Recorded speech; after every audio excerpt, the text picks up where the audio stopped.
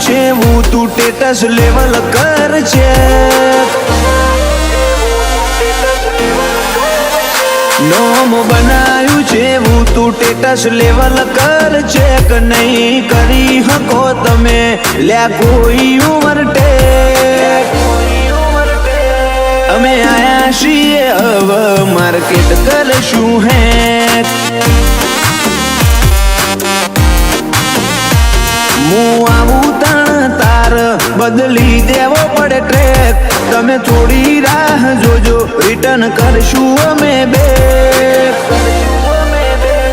અમે આયા છીએ હવે માર્કેટ કરશું હેક